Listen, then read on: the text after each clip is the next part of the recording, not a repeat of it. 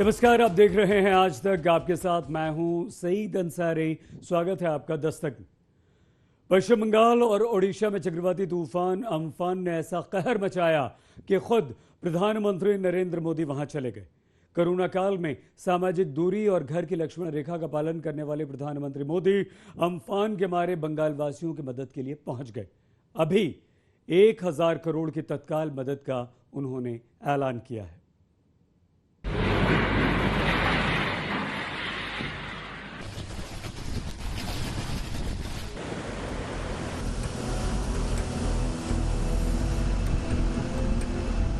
एक ऐसी आपदा जिसने पश्चिम बंगाल को हिलाकर रख दिया। बंगाल का दक्षिणी हिस्सा बर्बादी से पानी पानी हो गया। अम्फान सुपर साइक्लोन ने सब कुछ तहस नहस कर दिया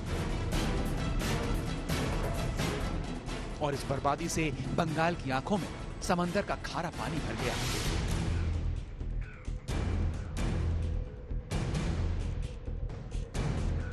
तब उनके आंसुओं को पोंछने प्रधानमंत्री नरेंद्र मोदी दौड़े दौड़े चले गए।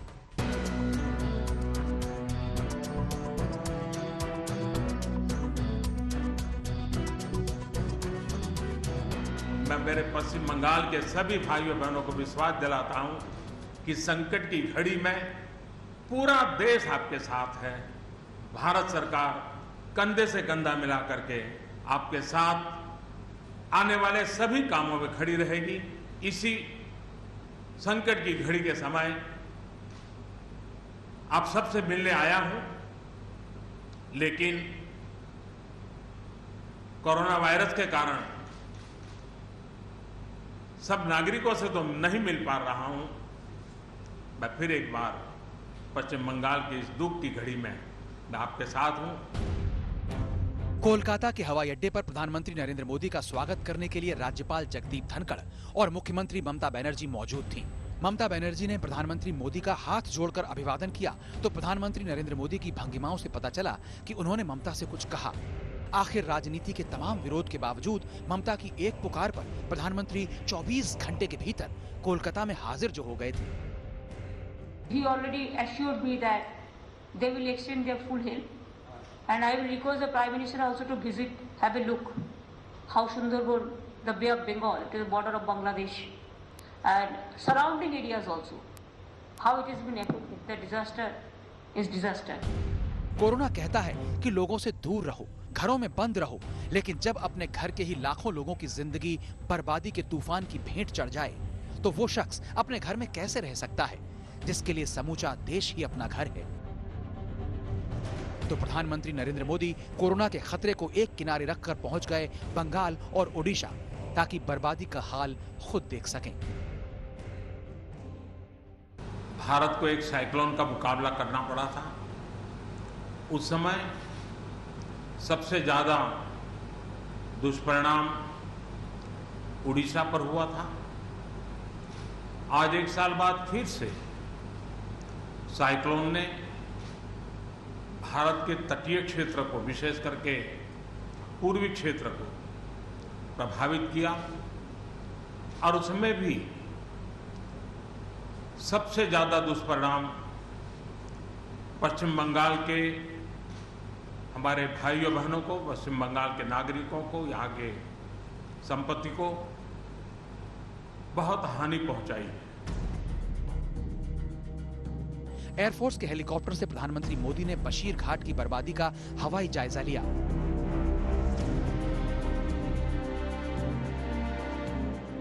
उनके ठीक सामने राज्यपाल बैठे थे और दूसरी तरफ मुख्यमंत्री ममता बनर्जी।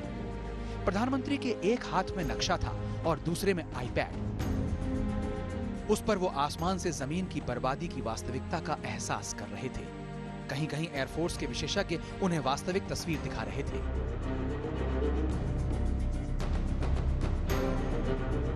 चक्रवाती तूफान अम्फान ने सबसे ज्यादा बंगाल के दक्षिणी हिस्से में तबाही मचाई।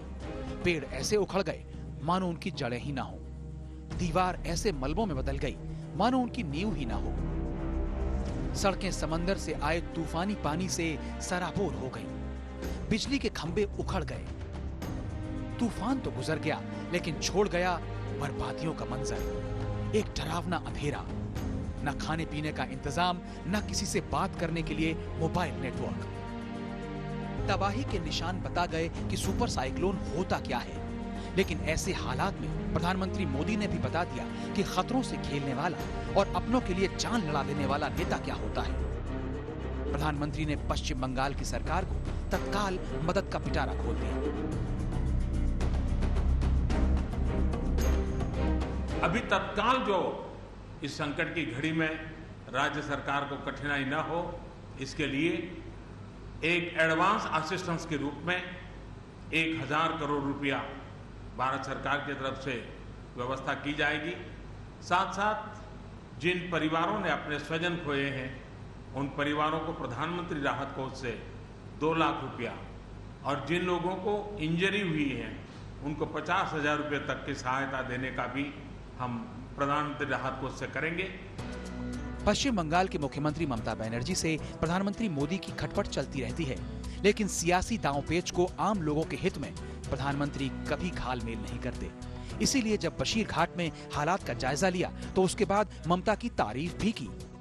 पूरी दुनिया एक संकट से जूझ रही है, भारत भी लगातार कोरोना वायरस के खिलाफ लड़ाई लड़ रहा है। कोरोना वायरस की लड़ाई में जीतने का मंत्र और साइक्लोन में जीतने का मंत्र दोनों पूरी तरह एक दूसरे के ऑपोजिट है। कोरोना वायरस से लड़ने का मंत्र है जो जहां है वहीं रहे, जरूरत नहीं हो तब तक घर से बाहर न निकले, और जहां भी जाए 2 गज की दूरी बनाए रखे। लेकिन साइक्लोन का मंत्र है कि साइक्लोन आ रहा है, जल्दी से जल्दी सुरक्षित स्थल पर आप शिफ्ट कर जाइए, वहां पर पहुंचने का प्रयास कीजिए, अपना घर खाली कीजिए। यानी दोनों अलग अलग प्रकार की लड़ाइयां एक साथ पश्चिम बंगाल को लड़नी पड़ी है। लेकिन उसके बावजूद भी ममता जी के नेतृत्व में राज्य सरकार ने भरसक प्रयास किया है। भारत सरकार ने भी लगातार उनके साथ रह करके इस संकट की घड़ी में जो भी आवश्यक, जो एडवांस में करने योग्य था, जो उसी समय करने का योग्य था, और जो आगे दिनों के करने की आवश्यकता है, उसको भी पूरा करने का हम प्रयास करेंगे। मुख्यमंत्री ममता बनर्जी वो शख्स हैं जिसकी आवाज हमेशा सबसे तेज और सबसे अधिक प्रधानमंत्री नरेंद्र मोदी के खिलाफ उठी है। लेकिन उसी शख्स के एक बुलावे पर प्रधानमंत्री कुछ ही घंटों में बंगाल और उड़ीसा पहुंच गए, जहां एक ओर प्राकृतिक आपदा से लड़ने की तैयारी हो रही है, तो वहीं दूसरी ओर राजनीति एक नया मोड़ ले रही है। कुदरत के कहर से बचने के लिए इंसान अपनी समूची ताकत लगा देता है। प्रधानमंत्री नरेंद्र मोदी होने वाली आपदाओं की भनक लग जाए तो पूरी तैयारी में जुट जाते हैं। 4 दिन पहले सोमवार की शाम ही प्रधानमंत्री ने एक उच्च स्तरीय बैठक बुला ली थी। इसमें गृह मंत्रालय और नेशनल डिजास्टर मैनेजमेंट अथॉरिटी के बड़े अधिकारी और गृह मंत्री अमित शाह भी शामिल हुए। मकसद साफ था कि तूफान आए तो बर्बादी लेकर नहीं। साइक्लोन की संभावनाओं से लेकर के लगातार मैं इससे संबंधित सभी लोगों से संपर्क में था। भारत सरकार भी सतत राज्य सरकार के संपर्क में थी। साइक्लोन का नुकसान कम से कम हो, इसके लिए जो भी आवश्यक कदम उठाने चाहिए, उसके लिए राज्य सरकार और केंद्र सरकार ने मिलकर के भरसक प्रयास किया। लेकिन उसके बावजूद भी करीब करीब 80 लोगों के जीवन हम नहीं बचा पाए। इसका हम सबको दुख है। जिन परिवारों ने अपना स्वजन खोया है, उनके प्रति केंद्र सरकार, राज्य सरकार और हम सबकी संवेदनाएं हैं, और इस संकट की घड़ी में हम उनके साथ हैं। प्रधानमंत्री नरेंद्र मोदी का पश्चिम बंगाल के लिए पूरा प्लान समझ लीजिए। मुख्यमंत्री ममता बनर्जी ने प्रधानमंत्री मोदी के सामने बर्बादी का आकलन पेश किया। प्रधानमंत्री ने तय किया कि कृषि, इंफ्रास्ट्रक्चर, व्यापार, मकान से लेकर दूसरे क्षेत्रों में जो नुकसान हुआ है उसका सर्वे होगा। उसके लिए केंद्र से टीम आएगी जो सर्वे करेगी। इसके बाद राज्य के पुनर्वास और पुनर्निर्माण का काम शुरू होगा। अभी केंद्र ने 1000 करोड़ रुपए की मदद की है, लेकिन आने वाले दिनों में और मदद का भरोसा दिया है। लेकिन प्रधानमंत्री मोदी जैसे ही पश्चिम बंगाल से ओडिशा पहुंचे, मुख्यमंत्री ममता बनर्जी ने अपना पुराना राग शुरू कर दिया। ममता ने कहा कि 1000 करोड़ से क्या होता है जब बर्बादी 1 लाख करोड़ से ऊपर की हो। So the Prime Minister assured us that he said that he announced 1,000 crores rupees for this emergency fund. I said that whatever he will give you, decide, we will give you the details also, because it will take some time to assess the full details, but more than 1 lakh crore is being destroyed. प्रधानमंत्री मोदी ने कहा था कि corona से लड़ना है तो अपने घर की लक्ष्मण रेखा का उल्लंघन कोई न करे, लेकिन जब अपने ही देश के एक हिस्से में तबाही का मंजर नाचने लगा तो प्रधानमंत्री लाखों लोगों के लिए जीवन रेखा बनकर खुद पहुंच गए। कोलकाता में मनोज लोहिवाल के साथ आज तक ब्यूरो। प्रधानमंत्री नरेंद्र मोदी ने बंगाल पर राहत का मरहम लगाया, लेकिन इस यात्रा से उन्होंने एक तीर से दूसरा निशाना भी साध लिया। आज बंगाल के महान सुधारक राजा राम मोहन राय की जयंती है। इस अवसर पर उनको बड़ी शिद्दत से याद किया गया।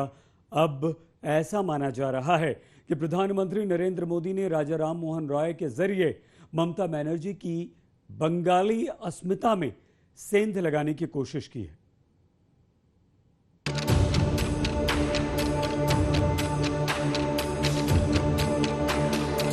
एक तरफ कोरोना के खिलाफ जंग का मुकम्मल ख्याल, दूसरी तरफ अम्फान सुपर साइक्लोन से हुए नुकसान से निपटने की तैयारी, तो तीसरी तरफ बंगाल के गौरव का एहसास अपने दिल में संजोने की चाहत। ये वही चाहत है कि प्रधानमंत्री नरेंद्र मोदी ने तूफान की पीड़ा के बीच उस महापुरुष को भी बड़ी शिद्दत से याद किया जिन्होंने बंगाल ही नहीं देश को आधुनिक बनाने में अहम भूमिका निभाई। ब्रह्म समाज के संस्थापक राजा राम मोहन राय को। राजा राम मोहन राय जी की जन्म जयंती और उस समय मेरा पश्चिम बंगाल की इस पवित्र धरती पर होना मेरे मन को छूने वाली बात होती है। लेकिन संकट की घड़ी से हम जूझ रहे हैं, तब मैं तो इतना ही कहूंगा कि राजा राम मोहन राय जी हम सबको आशीर्वाद दें, ताकि समयानुकूल समाज परिवर्तन के जो उनके सपने थे उनको पूरा करने के लिए हम मिल बैठ करके, मिलजुल करके एक उज्जवल भविष्य के लिए, भावी पीढ़ी के निर्माण के लिए समाज सुधार के अपने कामों को निरंतर जारी रखेंगे और वही राजा राम मोहन राय जी को उत्तम श्रद्धांजलि होगी। प्रधानमंत्री नरेंद्र मोदी ने एक तीर से कई निशाना कर दिए। प्रधानमंत्री नरेंद्र मोदी के इस बयान में सियासी पैगाम भी है। राजा राम मोहन राय बंगाल के ऐसे महान सुधारक रहे हैं जिन्होंने बाल विवाह और सती प्रथा खत्म किया। उनसे अपने को जोड़कर हर बंगाली गर्व का अनुभव करता है। ममता बनर्जी माँ माटी मानुष के आधार पर बंगाली अस्मिता से खुद को जोड़ती हैं। प्रधानमंत्री नरेंद्र मोदी ने बंगाल की पवित्र धरती का खास अंदाज में जिक्र करते हुए इशारों में ममता की बंगाली अस्मिता को बेअसर करने की कोशिश की। इस सियासी दांव को समझने के लिए आपको 1 साल पहले चलना होगा, जब देश में लोकसभा के चुनाव चल रहे थे। 14 मई 2019 को कोलकाता के विद्यासागर कॉलेज में बीजेपी और टीएमसी कार्यकर्ताओं के बीच झड़प के दौरान ईश्वर चंद विद्यासागर की मूर्ति खंडित हो गई। ममता ने इसे बंगाली अस्मिता का मुद्दा बना दिया। उन्होंने और टीएमसी के सभी बड़े नेताओं ने बंगाल के महापुरुषों की तस्वीरों को सोशल मीडिया पर अपने प्रोफाइल पिक्चर के तौर पर लगा लिया। पहले दिल्ली को संभालो, तुम्हारा झारखंड को संभालो, तुम्हारे यूपी को संभालो, पंजाब को संभालो, उसके बाद बंगाल को देखो। बावजूद इसके प्रधानमंत्री नरेंद्र मोदी के प्रभाव ने ममता के जनाधार में सेंध लगा दिया और बीजेपी ने बंगाल की 42 में से 18 सीटें जीत ली। अब 1 साल के अंदर ही बंगाल में विधानसभा के चुनाव होने वाले हैं, तो बंगाल की अस्मिता सियासी दौड़ में भी पीछा करेगी। आखिर प्रधानमंत्री मोदी से बेहतर राजनीति का खेल कौन समझता है? लेकिन एक विषय में आपको जरूर, एक विषय में आप मानते होंगे कि मेरी राजनीतिक सूझबूझ तो है। कोलकाता से मनोज्ञा लोईवाल के साथ आज तक ब्यूरो। अम्फान का बुरा असर बंगाल पर हुआ, लेकिन उससे ओडिशा भी बहुत हद तक प्रभावित हुआ है। प्रधानमंत्री नरेंद्र मोदी ने ओडिशा के तूफान प्रभावित इलाकों का दौरा किया, राहत के 500 करोड़ का ऐलान किया और इसके साथ मुख्यमंत्री नवीन पटनायक की भरपूर तारीफ करके दरिया दिली दिखाई।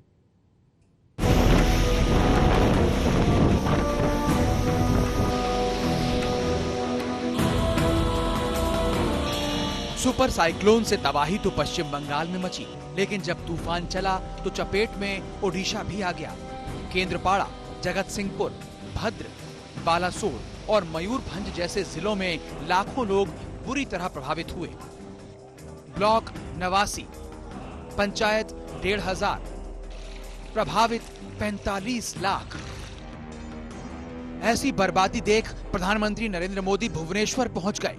कहां तो पश्चिम बंगाल जाने पर कहा जा रहा था कि वहां चुनाव है, इसलिए गए, लेकिन प्रधानमंत्री ने ओडिशा जाकर बता दिया कि उनके लिए हर हिंदुस्तानी की जान की कीमत बराबर है। चुनाव का क्या है, आते जाते रहेंगे। लेकिन जाते जाते भी वो पूंछ पटक करके तो जाता ही है ऐसे प्रकार का संकट, और इसलिए हाउसिंग में, एग्रीकल्चर में, पावर में, कम्युनिकेशन में, इंफ्रास्ट्रक्चर में जो नुकसान हुआ है, तो मैंने आज पूरा डिटेल रिव्यू लिया है। राज्य सरकार ने भी विस्तार से मेरे सामने सारी बातें रखी हैं।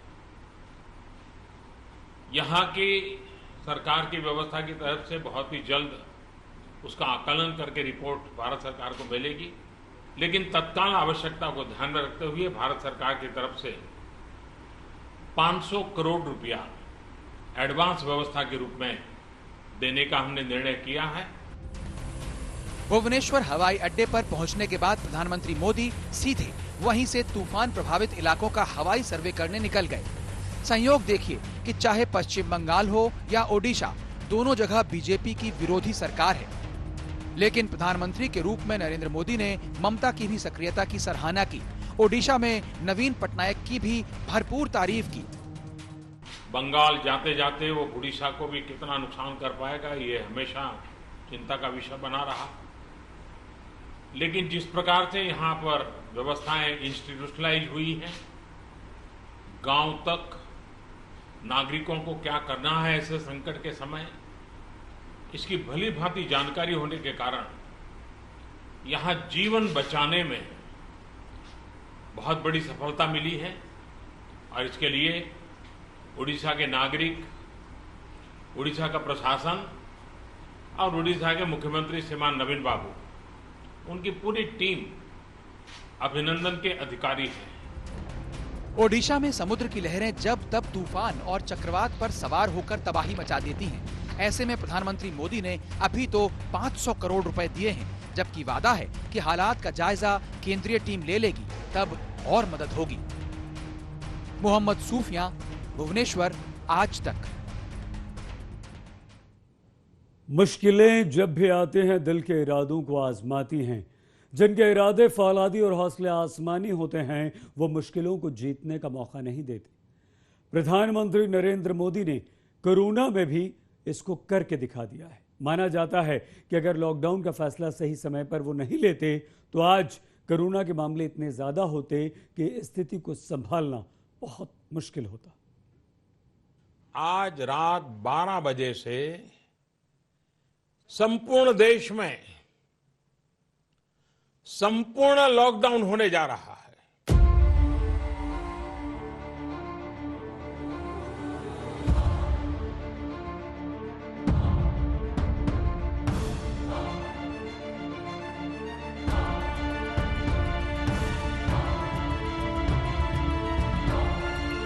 इस लॉकडाउन के ऐलान से 4 दिन पहले 20 मार्च को प्रधानमंत्री नरेंद्र मोदी ने सबसे पहले प्रदेशों के मुख्यमंत्रियों संग पहली वीडियो कॉन्फ्रेंसिंग की थी, ताकि कोरोना के खिलाफ हिंदुस्तान एकजुट होकर मुकम्मल लड़ाई लड़ सके।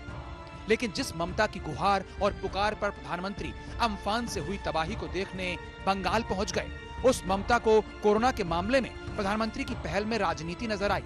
उन्होंने तो यहाँ तक आरोप लगा दिया कि केंद्र भेदभाव करता है। देखो প্রধানমন্ত্রী যখন বলেছিলেন 20 লক্ষ কোটি টাকার প্যাকেজ করা হচ্ছে, আমরা একটা আশান্বিত হয়েছিলাম। কিছু তো হলোই না, উপরন্তু ভাওতার পর ভাওতা। এটা কি? দেশকে এইভাবে ভাওতা দেওয়ার মানেটা কি? जिस वक्त अमेरिका सोच नहीं पा रहा था कि कोरोना से लड़ना कैसे है, बल्कि उसके राष्ट्रपति डोनाल्ड ट्रंप ये भी नहीं समझ पा रहे थे कि कोरोना की मारक क्षमता कितनी घातक और खतरनाक है, उस वक्त प्रधानमंत्री नरेंद्र मोदी ने इस वैश्विक महामारी के खतरे को अच्छी तरह भांप लिया था। इसीलिए सरकार ने 13 मार्च को कोरोना वायरस को स्वास्थ्य के लिए एक बड़ा खतरा बता दिया था। प्रधानमंत्री मोदी उसी दिन से इस समस्या के समाधान में जुट गए। लॉकडाउन जैसा कठोर और बड़ा फैसला लेने से पहले एक दिन के लिए जनता कर्फ्यू लगाया, ताकि समझ में आ जाए कि लोग इस बीमारी को कितनी गंभीरता से ले रहे हैं। और फिर 24 मार्च को तब लॉकडाउन का ऐलान कर दिया, जबकि भारत में इसके केस बहुत मामूली थे। जबकि उससे कहीं ज्यादा विकराल स्थिति के बावजूद अमेरिका और ब्रिटेन जैसे देश सोच भी नहीं पा रहे थे कि करना क्या है। अमेरिका चीन को कोसने में लगा था और प्रधानमंत्री मोदी अपने देश को एकजुट करके कोरोना से लड़ने में। जनता कर्फ्यू यानी जनता के लिए, जनता द्वारा खुद पर लगाया गया कर्फ्यू। जिस वक्त सारे देशों के नेता अपने देश में लगे हुए थे, प्रधानमंत्री मोदी ने वैश्विक महामारी पर एक वैश्विक दृष्टिकोण दिखाया। उस लॉकडाउन के निर्णायक फैसले से पहले प्रधानमंत्री मोदी ने सार्क देशों के साथ बात की और अपनी तरफ से मदद की पेशकश की।